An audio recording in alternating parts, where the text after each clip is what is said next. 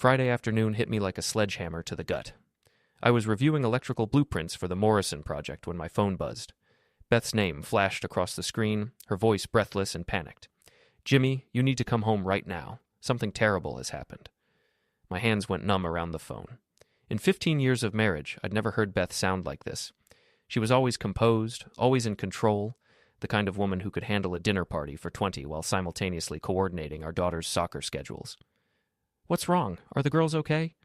"Just come home, please." The connection ended abruptly.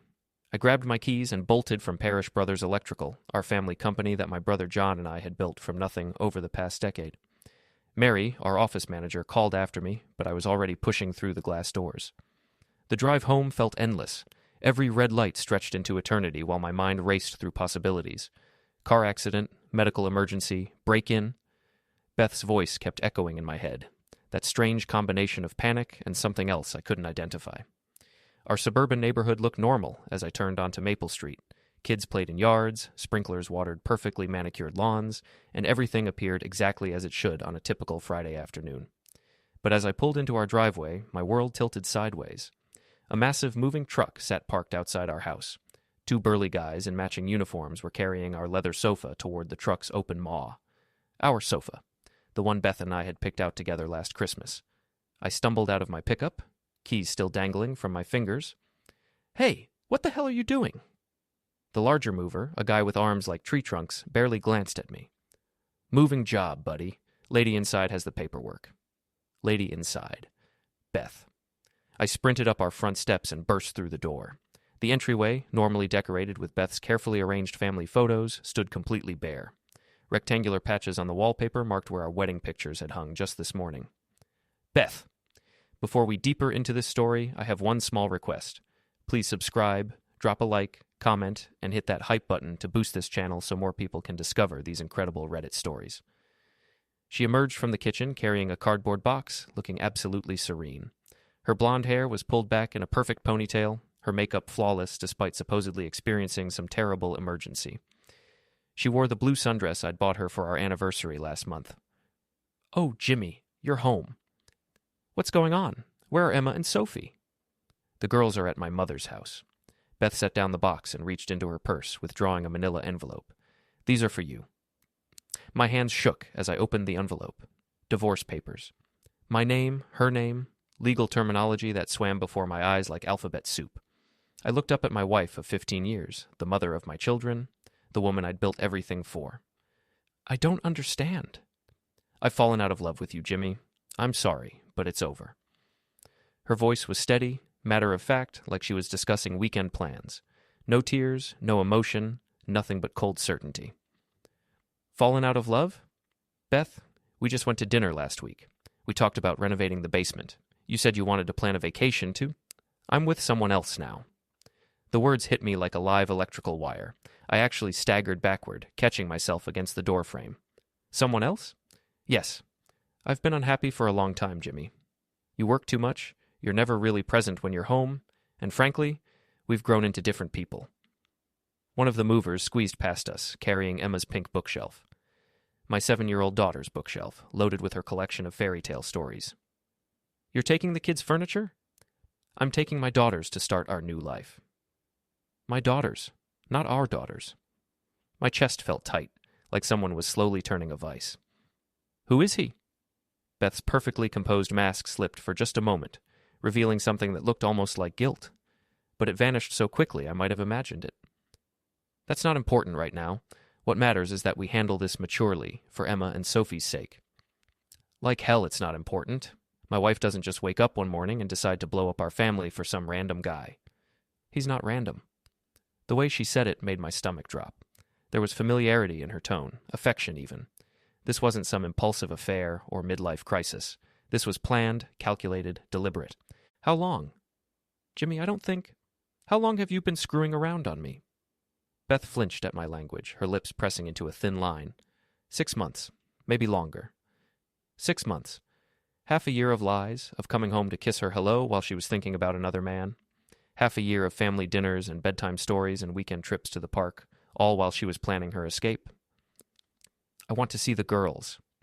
"Not today. They're confused enough as it is." They're my daughters too. And you'll see them according to whatever custody arrangement we work out. Another mover appeared, this one carrying boxes labeled Beth's Clothes in her neat handwriting. How long had she been packing?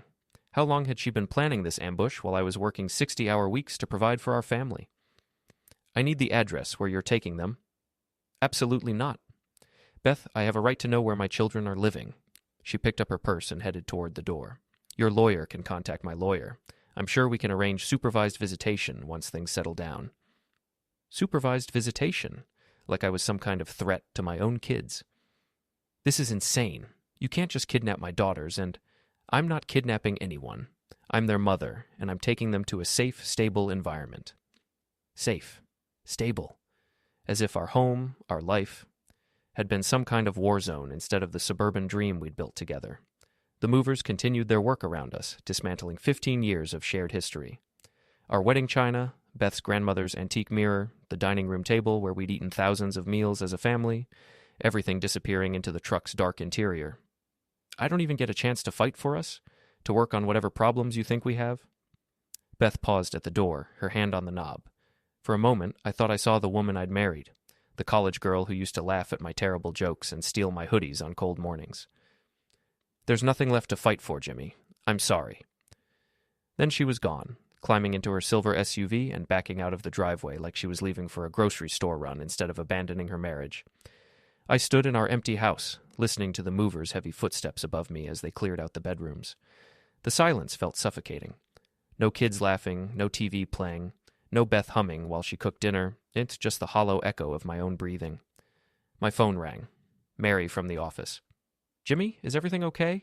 You ran out of here like the building was on fire. Beth left me. What, Jimmy, I'm so sorry. Is there anything I can do?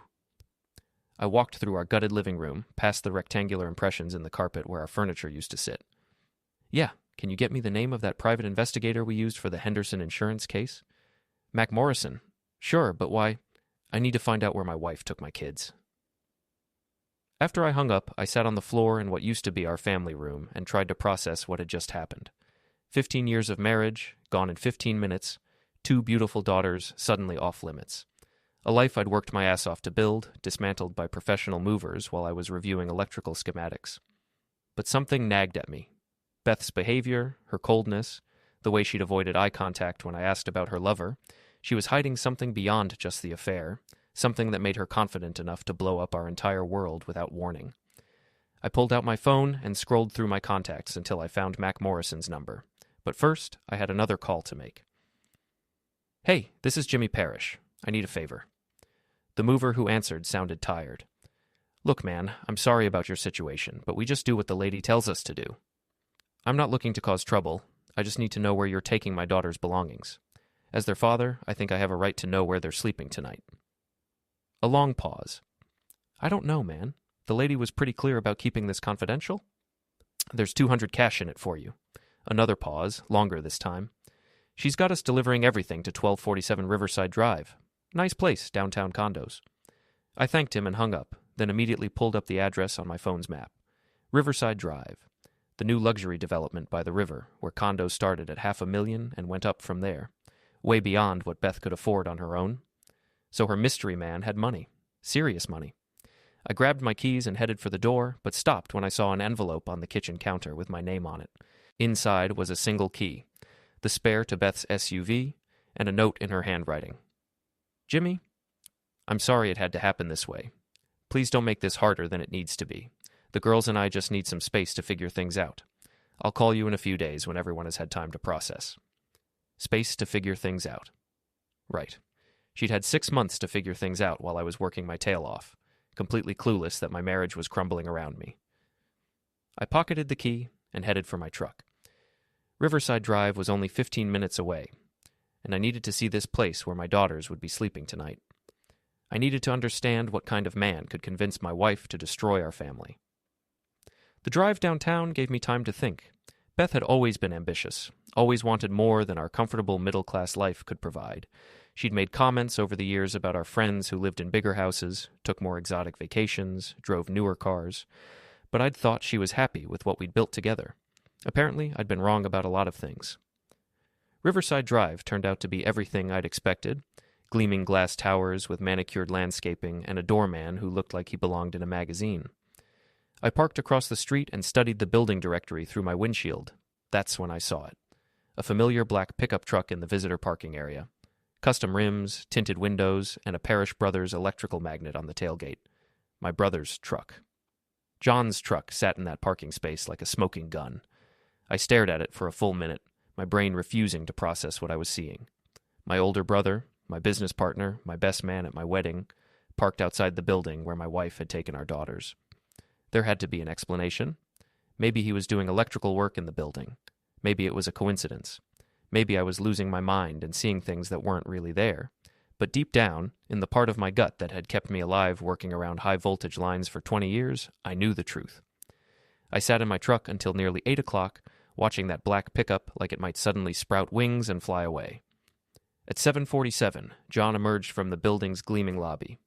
Even from across the street, I could see he looked different, relaxed, happy even. He was whistling as he walked to his truck. Whistling. While my world was falling apart, my brother was whistling. I followed him home, staying 3 cars back like some amateur detective.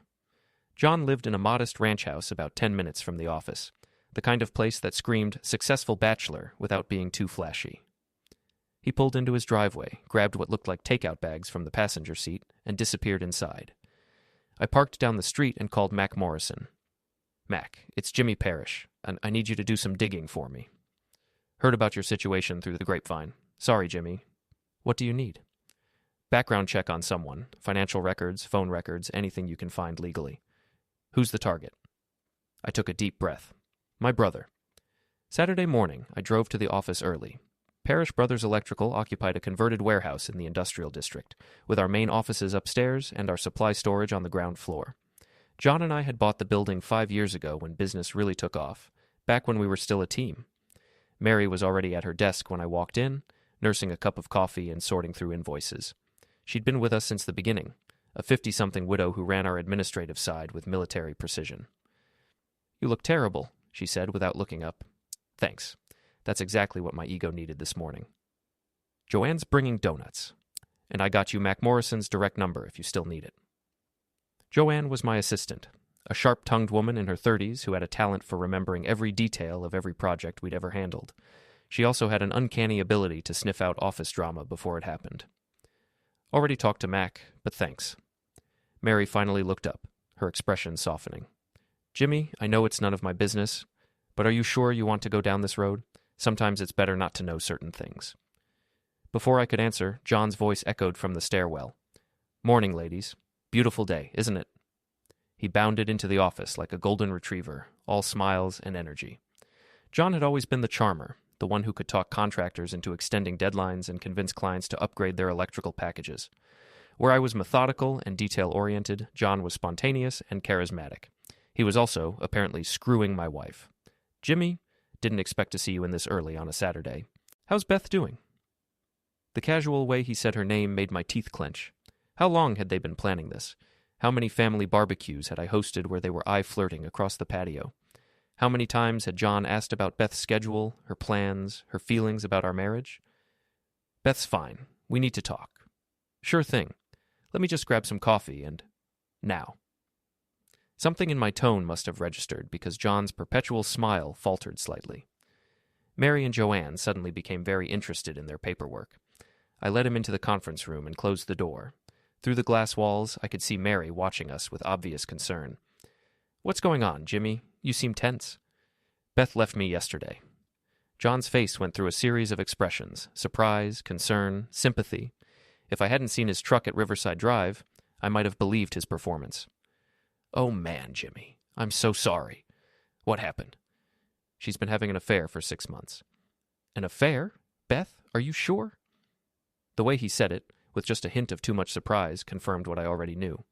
John was a good liar, but not good enough to fool someone who'd known him for 38 years. "She moved out yesterday. Took the girls, most of the furniture, everything. Professional movers, the whole 9 yards. That's... wow. I can't believe Beth would do something like that. Do you know who the guy is?" I leaned back in my chair and studied my brother's face. John had our father's features: strong jaw, dark hair, green eyes that women always seemed to find irresistible. He'd never been married, never even had a serious long-term relationship that I knew of. I'd always figured he was just too focused on building the business. Turns out he was focused on building something else entirely. Yeah, I know who he is.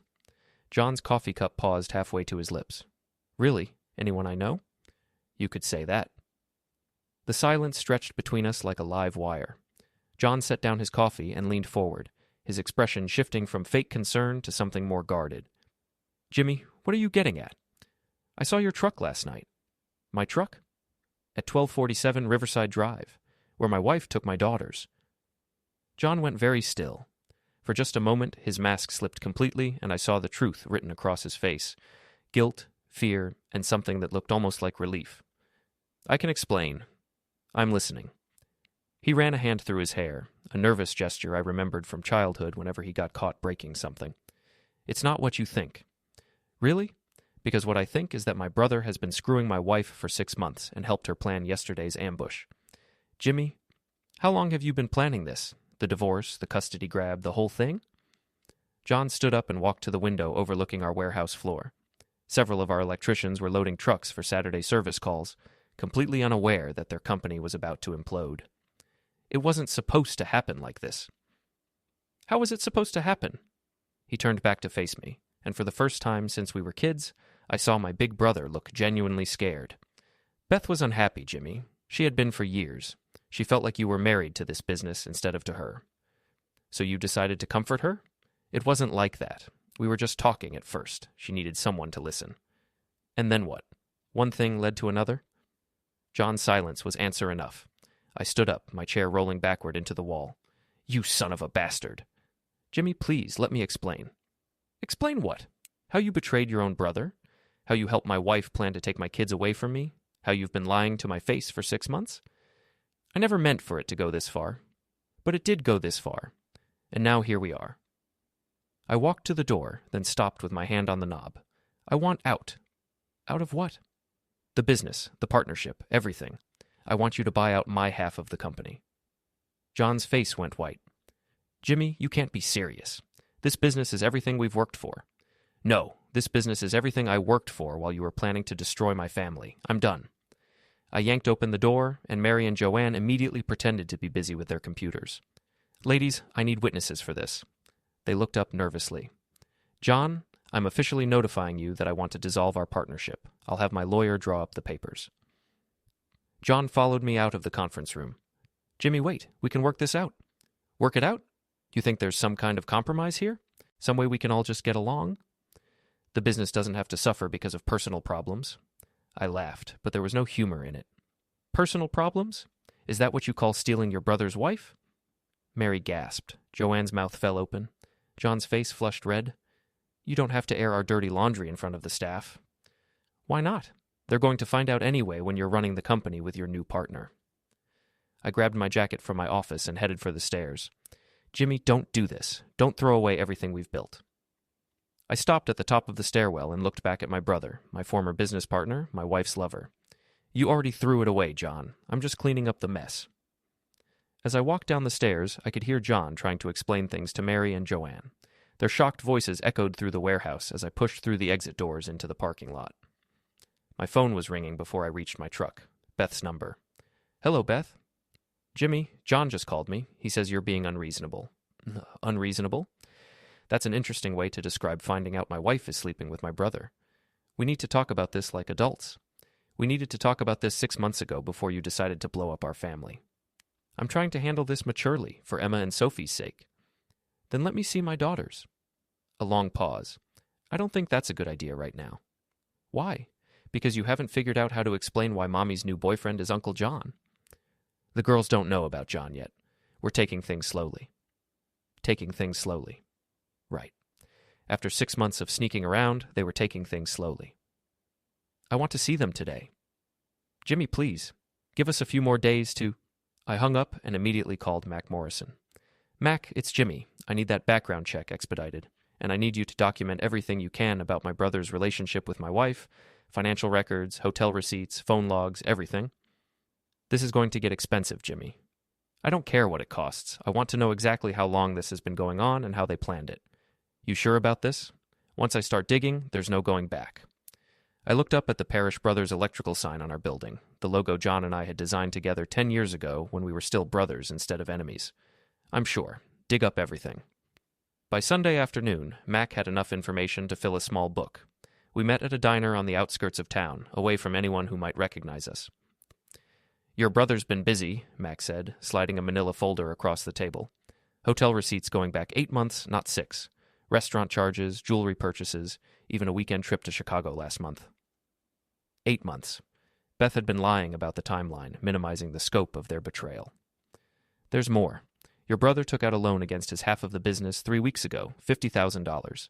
For what? Down payment on a ring? Custom engagement ring from Tiffany's? My coffee turned to acid in my stomach. Engagement ring? Gets better. Your wife filed for divorce 6 weeks ago, but her lawyer held the papers until Friday. This whole thing was choreographed, Jimmy. They've been planning your wife's exit strategy for months. I flipped through the folder, seeing my marriage's destruction laid out in credit card statements and phone records. Hundreds of text messages, dozens of hotel visits, elaborate plans to coordinate their schedules around mine. There's something else, Mac said. Your brother's been bad-mouthing you to potential clients, telling people you're unreliable, that he's the real brains behind the business. What? I talked to 3 contractors who said John approached them about switching their business to his new company. He's planning to leave Parish Brothers and take your client list with him. The pieces clicked into place. John wasn't just stealing my wife, he was stealing my business too. The buyout he'd resisted wasn't about preserving our partnership, it was about keeping me around long enough to complete his theft. How much of our client base has he already poached? Hard to say, but I'd estimate maybe 30%. The Morrison project you're working on? John's been telling them you're having personal problems that might affect the timeline. I closed the folder and leaned back in the booth. My brother hadn't just betrayed me. He'd been systematically destroying my professional reputation while planning to steal my family. Mac, I need you to do one more thing. Name it. I want to know every detail of their plan. Where they're going, what they're telling people, how they're spinning this whole thing. I want to know their next move before they make it. Mac nodded grimly. You planning some kind of revenge? I thought about Emma and Sophie, probably confused and scared in John's downtown condo. I thought about 15 years of marriage reduced to a stack of hotel receipts. I thought about 20 years of brotherhood destroyed by greed and betrayal. Yeah, I said. I'm planning exactly that. Monday morning brought the first real test of my resolve.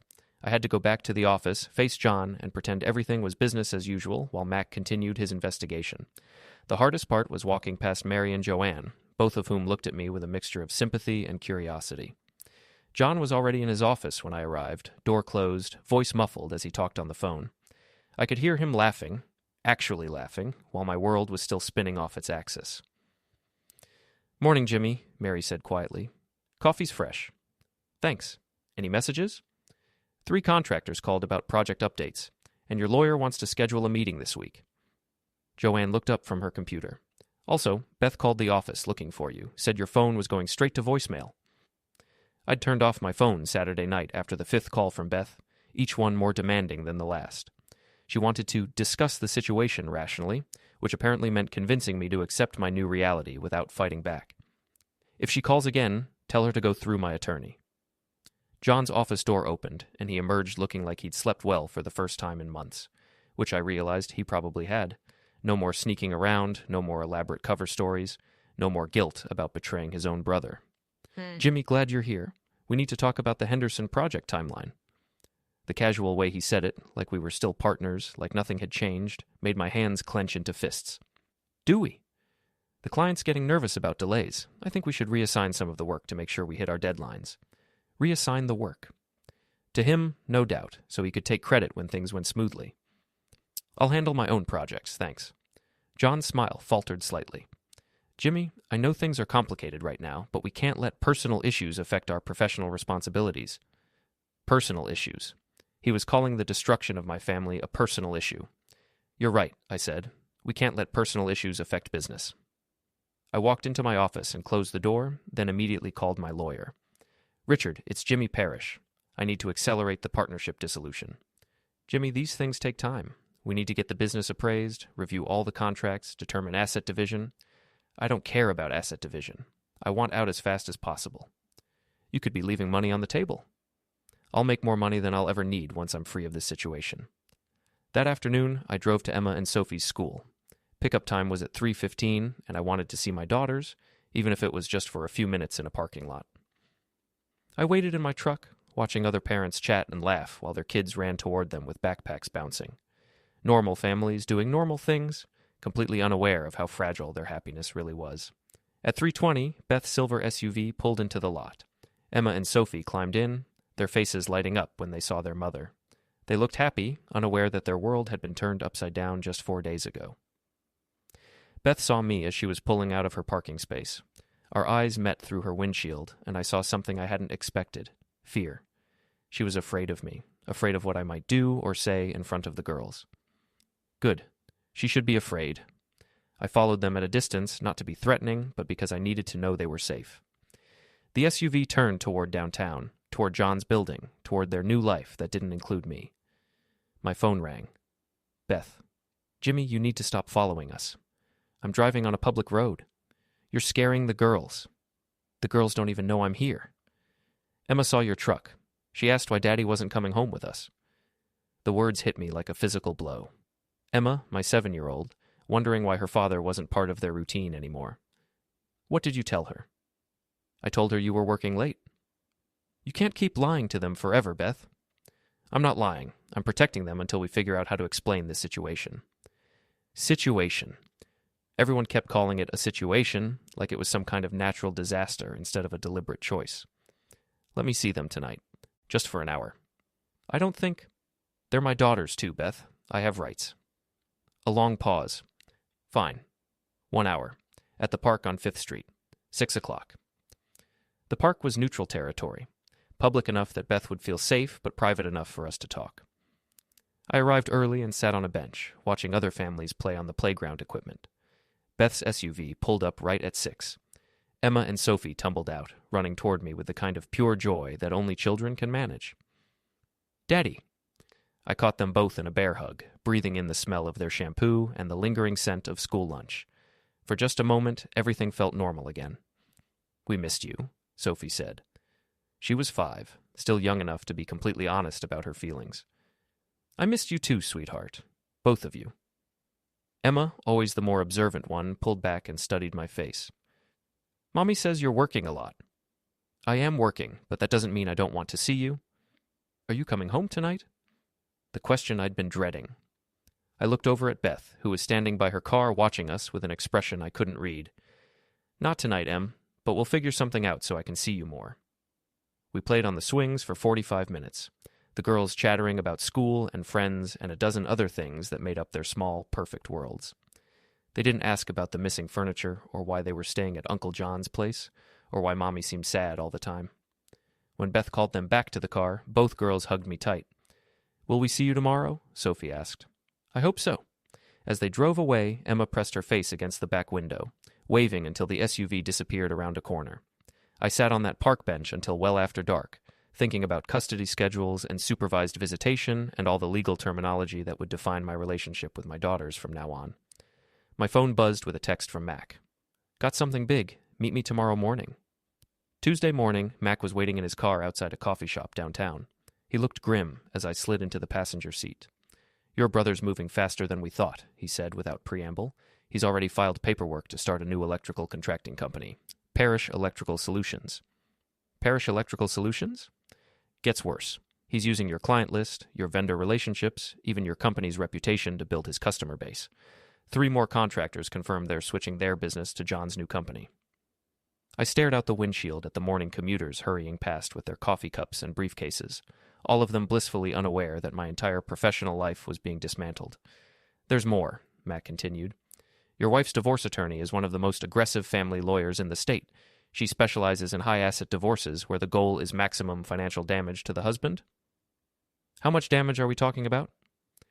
With your business assets, the house, retirement accounts, and child support, you could be looking at losing 70% of everything you've built.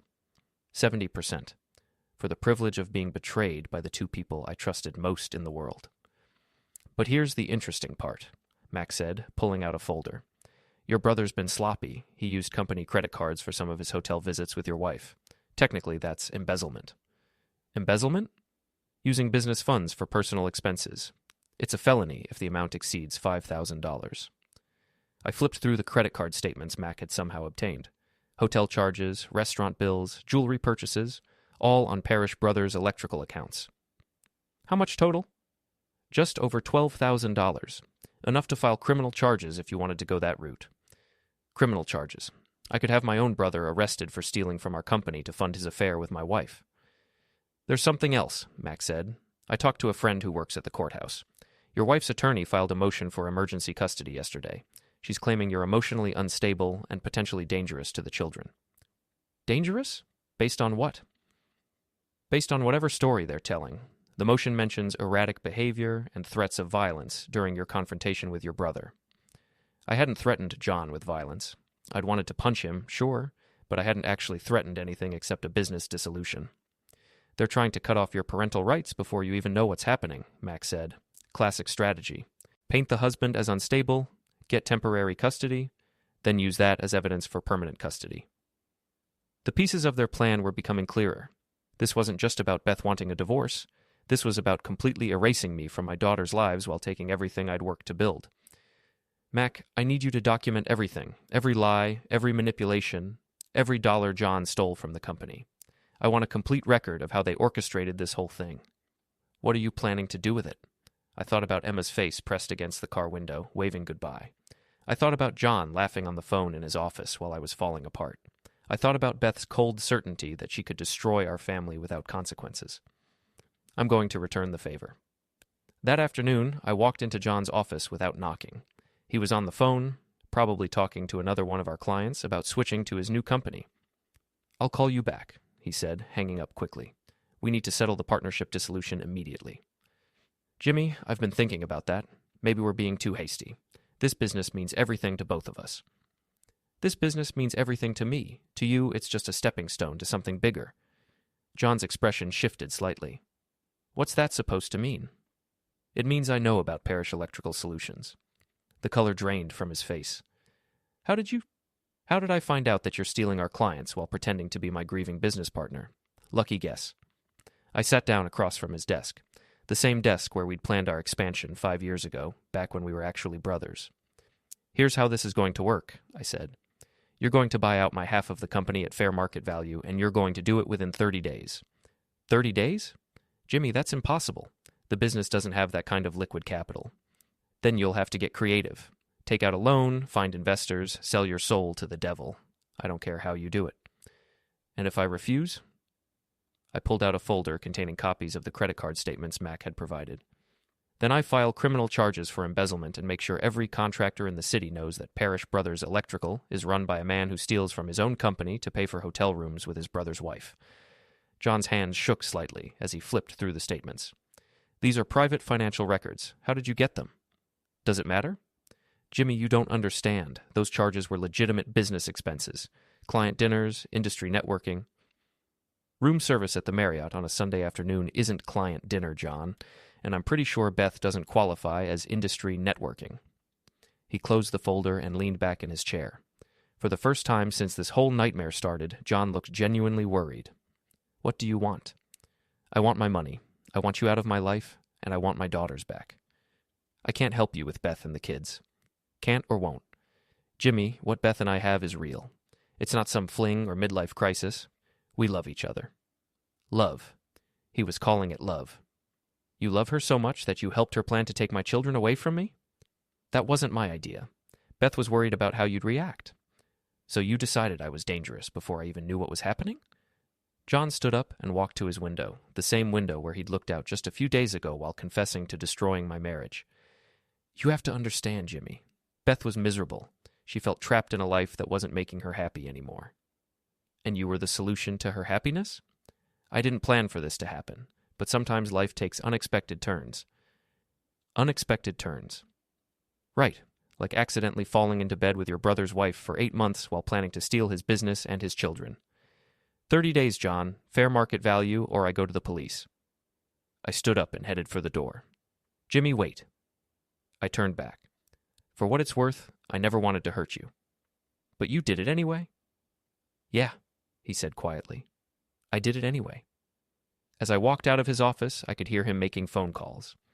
Probably to his lawyer, possibly to Beth, definitely to someone who could help him figure out how to come up with enough money to buy his way out of the mess he'd created. I had 30 days to watch my brother scramble to save himself. 30 days to document every lie, every manipulation, every dollar he'd stolen. 30 days to plan my revenge. The emergency custody hearing was scheduled for Thursday morning. Beth's attorney had managed to fast-track the motion by claiming I posed an immediate threat to Emma and Sophie's safety. I sat in the courthouse hallway with Richard, my lawyer, reviewing the accusations against me. Emotionally unstable behavior, Richard read from the court documents. Verbal threats against the children's mother and her companion, potential for escalation to physical violence. I never threatened Beth or John with violence.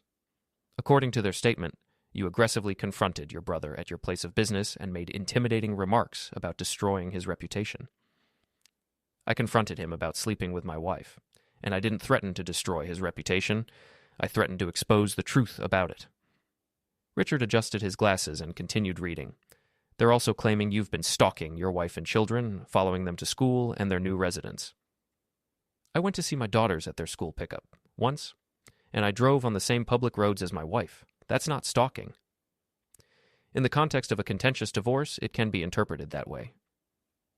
The courthouse was busy with the usual parade of broken families and legal disputes. Lawyers in expensive suits hurried past with briefcases full of other people's misery, while defendants and plaintiffs waited nervously on hard wooden benches. What are our chances? Honestly, not great.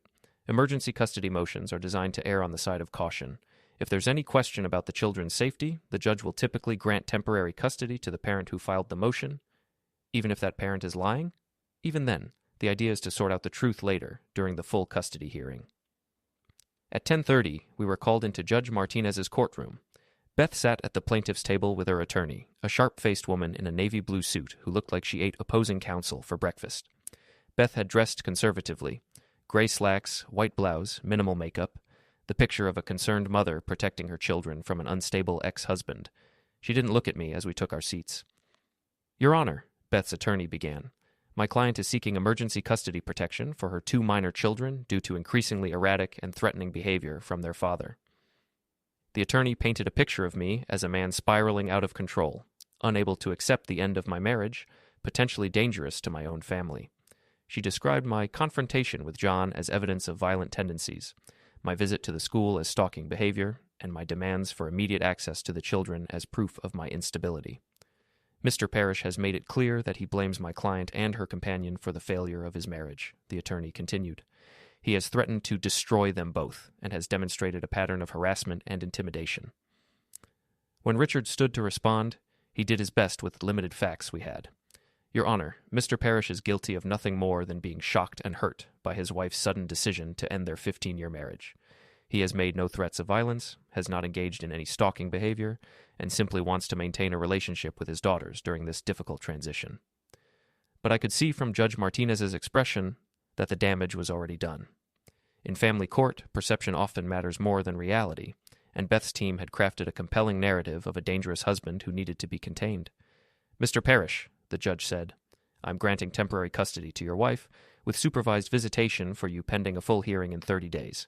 You are not to contact Mrs. Parish directly, and all communication regarding the children must go through your attorneys. Supervised visitation, like I was a criminal who couldn't be trusted alone with my own daughters. As we left the courtroom, Beth finally looked at me. There was no triumph in her expression, no satisfaction at having won the first round. Instead, she looked almost sad, like she regretted having to portray me as a threat to our children. Almost.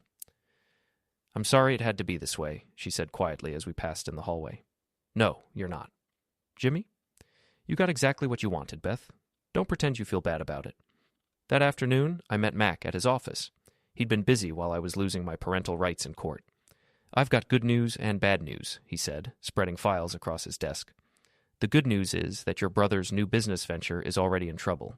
He's hemorrhaging money trying to poach clients from Parish Brothers, and 3 of his target contractors have decided to stick with you.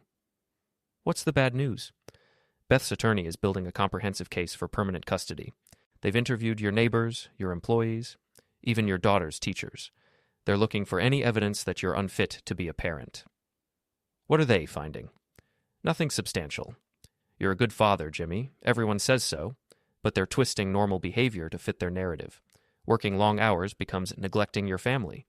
Providing financial support becomes using money to control your wife. Wanting to see your kids becomes obsessive behavior. I sank into the chair across from Mac's desk. So they're going to win? Not necessarily. I've been doing some digging of my own, and your wife and brother aren't as careful as they think they are. Mac pulled out a thick folder labeled Financial Records.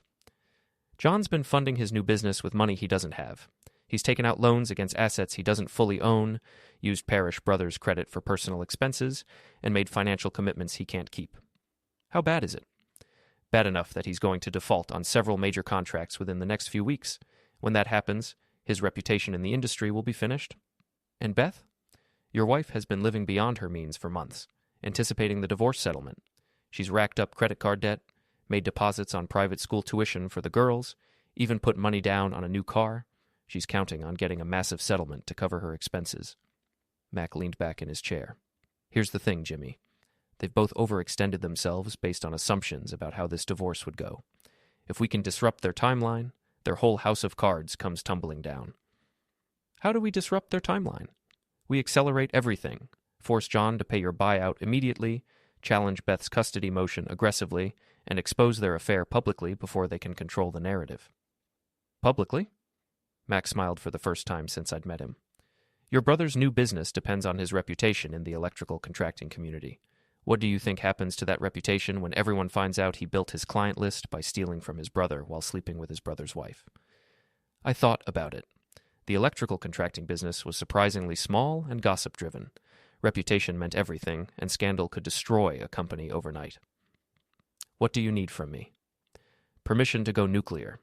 Once we start this, there's no going back. Your brother's career will be over, your wife's social circle will know the truth, and your family situation will be front-page news in the local business community. I thought about Emma and Sophie, probably confused and scared in John's downtown condo. I thought about Beth's cold certainty that she could destroy our family without consequences. I thought about John's casual betrayal of 20 years of brotherhood. Do it. You sure? They declared war on me, Mac. I'm just returning fire. That evening, I drove past John's building one more time. The lights were on in what I assumed was his condo, and I could see shadows moving behind the curtains. My daughters were up there somewhere, getting ready for bed in a place that wasn't their home, with a man who'd pretended to be their uncle while planning to steal their father's life.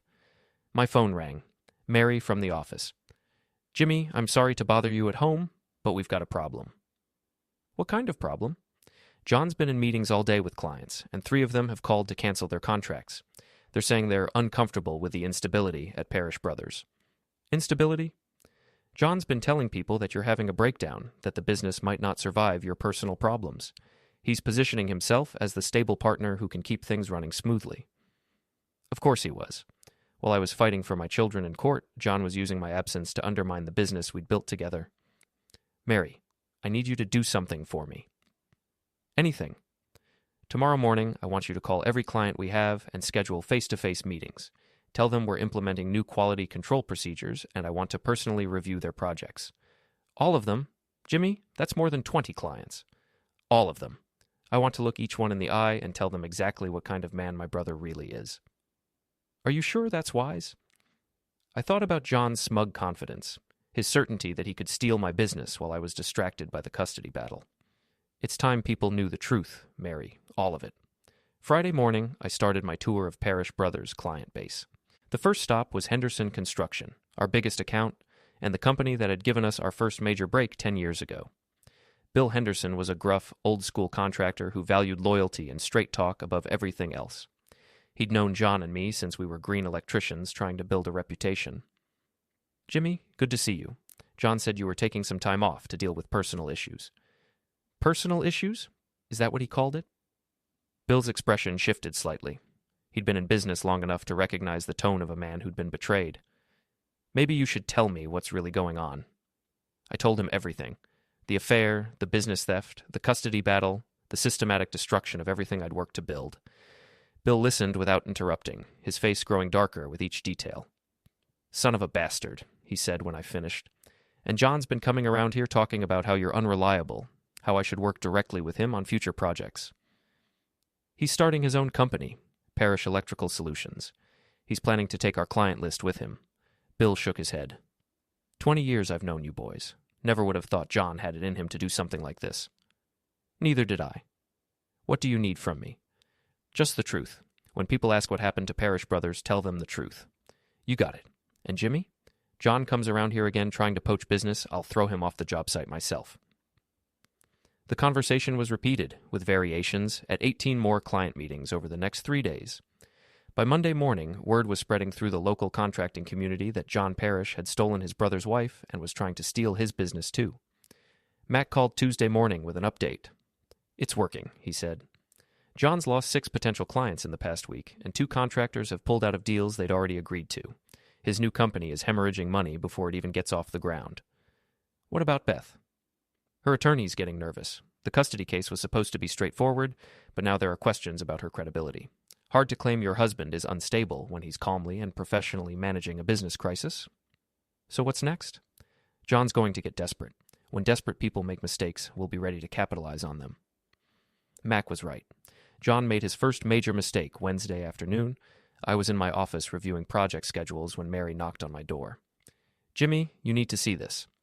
She handed me a printed email that had been sent to all Parish Brothers employees and contractors. Due to ongoing personal difficulties affecting company operations, James Parish will be taking an extended leave of absence. All project management and client relations will be handled by Jonathan Parish until further notice. We appreciate your patience during this transition. The email was signed with my name and sent from my company email account. I didn't send this, I told Mary. I figured. John's been in your office for the past hour, supposedly organizing files while you were out. John had accessed my computer and sent an email to our entire professional network, essentially announcing that I was incompetent to run my own business. It was corporate identity theft, and it was exactly the kind of mistake Mac had been waiting for. I walked into John's office without knocking. Interesting email, I said, dropping a copy on his desk. John looked up from his computer with an expression of fake concern. Jimmy, I was just trying to help. Some of the clients were asking questions about project timelines, and I thought it would be better if you impersonated me in official company communications. I didn't impersonate anyone. I was just clarifying the management structure during a difficult time.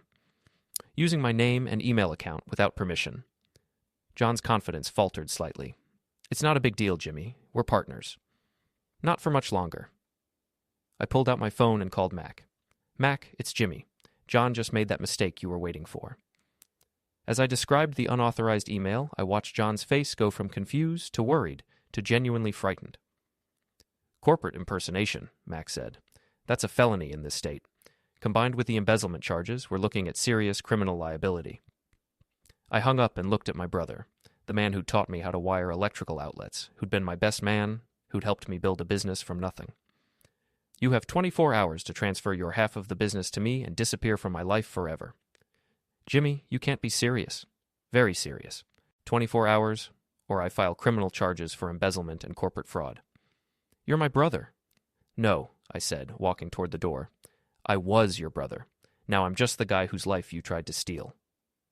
As I left his office, I could hear John frantically making phone calls. Probably to his lawyer, definitely to Beth, certainly to anyone who might help him figure out how to escape the trap he'd built for himself. 24 hours. By Thursday evening, I'd either have my business back or my brother would be facing criminal charges. Either way, the war was almost over. Thursday evening came and went, without a word from John. I sat in my empty house, still mostly unfurnished after Beth's moving company had gutted it, waiting for either a phone call or a visit from the police, depending on which choice my brother had made. At 11:47 p.m., my phone finally rang. Jimmy, it's me. John's voice sounded hollow, defeated. In the background, I could hear traffic noise like he was calling from a parking lot or street corner. Time's up, I said. I know, I need to talk to you. Talk to my lawyer. Or better yet, talk to the police when they come to arrest you tomorrow morning. Jimmy, please, just give me 5 minutes, face to face. Something in his tone made me pause. John sounded genuinely broken, not just scared or angry, but completely defeated. Where are you? Outside your house. I looked through my front window and saw John's black pickup parked under a streetlight.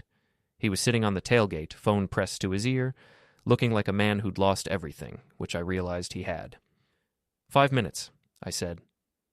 I walked outside and found John exactly where I'd seen him from the window. Up close, he looked terrible, unshaven, exhausted, wearing the same clothes he'd had on at the office 2 days ago. "You look like hell," I said. "Feel worse than I look." John slid off the tailgate and leaned against his truck. For a moment, we were just two brothers standing in a suburban street at midnight, like we were teenagers again sneaking back into the house after breaking curfew. "Beth left me," he said. "What?" "This morning. Packed up the girls and moved back to her parents' house. Said she needed time to think." I stared at my brother, trying to process this information. "She left you for her parents?" Turns out Beth didn't want to be married to an unemployed ex-con with a destroyed reputation. Who knew? Despite everything, I almost felt sorry for him. Almost. "So what's your plan now?" John pulled a manila envelope from his jacket and handed it to me. "Transfer documents for my half of the business, signed and notarized." I opened the envelope and scanned the legal paperwork by streetlight. It looked legitimate. John was signing over his entire ownership stake in Parish Brothers Electrical for $1 and other considerations. What's the catch? No catch. I'm done, Jimmy. The business, the clients, the reputation, it's all yours. And in return? You don't file criminal charges. You let me disappear quietly instead of sending me to prison. I folded the documents and looked at my brother. 3 weeks ago, he'd been my business partner, my best friend, the person I trusted most in the world besides Beth. Now he was a stranger begging me not to destroy what was left of his life. "Where will you go?" "Got a job offer in Phoenix. Industrial electrical work, nothing fancy, enough to start over." "What about Beth and the girls?" John's laugh was bitter. "What about them? Beth made it pretty clear that I was useful as long as I could provide her with a better life than you were giving her. Once that stopped being true, she was gone." The girls barely know me, Jimmy. I was Uncle John, who brought birthday presents and took them to the zoo sometimes. You're their father. You're the one they need." I thought about Emma and Sophie, probably confused and scared at their grandparents' house, wondering why their world kept changing every few days. Beth's not going to make this easy. Actually, she might. Without me backing her up, and without the financial resources she was counting on, Beth's in a much weaker position. Her lawyer's expensive, and she can't afford a long custody battle. John reached into his truck and pulled out a cardboard box. These might help. Inside the box were printed emails, financial records, and what looked like a detailed timeline of Beth's affair planning. She kept records? Beth keeps records of everything. She was planning to write a book about reclaiming her life, or some such nonsense. All the evidence you need to prove that this whole thing was premeditated. I flipped through the papers, seeing my marriage's destruction documented in Beth's own handwriting. Meeting schedules, emotional manipulation strategies, even notes about the best timing for filing divorce papers. "Why are you giving me this?" John was quiet for a long moment, staring up at the streetlight like it might have answers. "Because I destroyed my brother's life for a woman who never actually loved me. Because I threw away 20 years of partnership for 6 months of sneaking around hotel rooms. Because I'm a selfish idiot who deserves everything that's happened to him." "John?"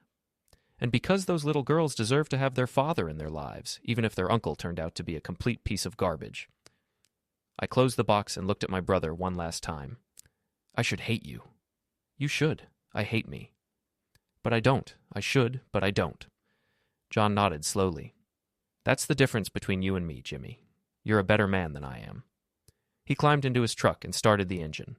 "Take care of yourself, and tell Emma and Sophie that Uncle John is sorry for making things complicated." "John, wait." He rolled down his window. "Phoenix is a good place for electrical work. A lot of new construction." "Yeah, I heard that too. Maybe in a few years, when things settle down?" John shook his head. "No, Jimmy.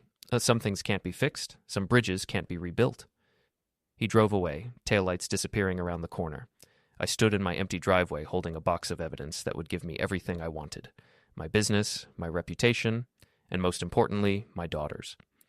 But watching my brother disappear into the night, I realized that winning this war had cost me something I'd never get back. Friday morning, I called Richard with the good news about the business transfer and the evidence Beth had inadvertently provided. By afternoon, he'd filed motions to dismiss the emergency custody order and schedule an expedited hearing for permanent custody arrangements. "This changes everything," Richard said. "With this documentation, we can prove that the entire divorce was a calculated attack on your parental rights and financial assets." "What does that mean for Emma and Sophie?" "It means you'll get joint custody at minimum, possibly primary custody depending on how aggressive we want to be." I thought about Beth, probably sitting in her childhood bedroom at her parents' house, trying to figure out how her perfect plan had fallen apart so completely. I don't want to be aggressive. I just want my daughters back. Jimmy, after what she put you through, you could probably get full custody and substantial financial damages. I don't want to punish Beth. I want to co-parent with her.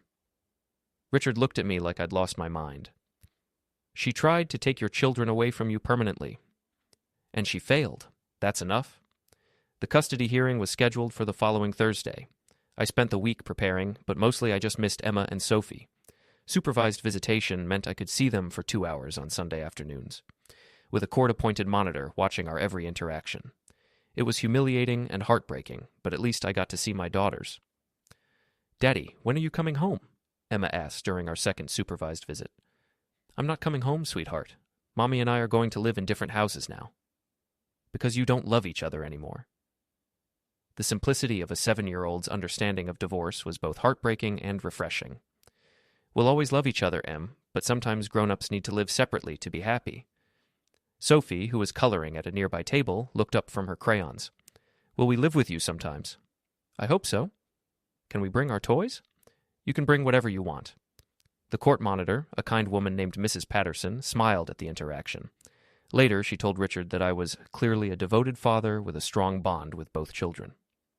Thursday morning arrived gray and rainy, the kind of weather that matched my mood perfectly.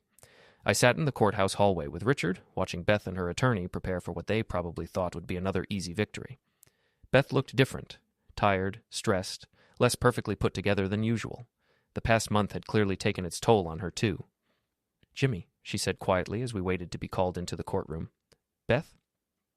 I want you to know that I never intended for things to go this far." "Which things? The affair, the divorce, or trying to take my children away from me?" She looked down at her hands. "Any of it. All of it." "But you did it anyway." "Yeah, I did it anyway." Judge Martinez called our case, and we filed into the same courtroom where I'd lost my parental rights just a month earlier. This time, though, Richard had a box full of evidence and a completely different story to tell. "Your Honor," Richard began, "new evidence has come to light that fundamentally changes the nature of this custody dispute." He presented Beth's own documentation of her affair planning, John's confession letters, and financial records proving that the entire divorce had been a calculated scheme to maximize damage to me while protecting Beth's interests. Beth's attorney tried to object, tried to claim the evidence was irrelevant, tried to maintain that I was still potentially dangerous to the children. But the judge had already seen enough. "Mrs. Parish," Judge Martinez said, "did you plan this divorce for several months before filing papers?" Beth looked at her attorney, who nodded reluctantly. "Yes, Your Honor." "And did you coordinate with your husband's business partner to damage his professional reputation?" "It wasn't supposed to." "Yes or no, Mrs. Parish?" "Yes." "And did you file false allegations of threatening behavior to gain tactical advantage in this custody dispute?" Beth's voice was barely audible. "Yes." Judge Martinez set down the papers and looked directly at Beth. "Mrs. Parish, I am dismissing the emergency custody order immediately. Mr. Parish, you are granted joint physical custody of your daughters, effective today." I felt something loosen in my chest that I hadn't realized was there. Joint custody. My daughters could come home. "Furthermore," the judge continued, "given the deceptive nature of the original custody motion, I am ordering Mrs. Parish to pay Mr. Parish's legal fees related to this matter." As we left the courthouse, Beth caught up with me in the parking lot. "Jimmy, wait." I turned around, expecting anger or blame or more manipulation. Instead, she looked genuinely remorseful. "I'm sorry, for all of it. I know that doesn't fix anything, but I needed to say it." "Why, Beth? We had a good life. Not perfect, but good. Why did you need to destroy it?"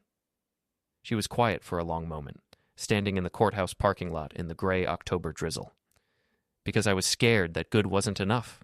I was scared that if I didn't take a chance on something more exciting, I'd wake up at 60 and realize I'd wasted my life." "So you decided to waste mine instead?" "I decided to save myself. I didn't think about the cost until it was too late." I looked at my ex-wife, the mother of my children, the woman I'd loved for 15 years. "The girls can stay with me this weekend. We'll figure out a schedule that works for everyone." "Thank you." "This isn't for you, Beth. It's for Emma and Sophie." "I know." That evening, I picked up my daughters from their grandparents' house. They ran to me with the same pure joy they'd shown at the park, and for the first time in 6 weeks, everything felt normal again. "Are we going home, Daddy?" Emma asked as I buckled her seatbelt. "Yes, sweetheart. We're going home." The house was still mostly empty, but I'd bought bunk beds for the girls' room and stocked the refrigerator with all their favorite foods. It wasn't the life we'd planned, but it was a life we could build together. As I tucked Emma and Sophie into their new beds, Sophie looked up at me with her serious 5-year-old expression. "Daddy, are you happy now?" I thought about everything I'd lost. My marriage, my brother, the family I'd thought would last forever. Then I looked at my daughters, safe and home where they belonged. "Yeah, sweetheart, I'm happy now."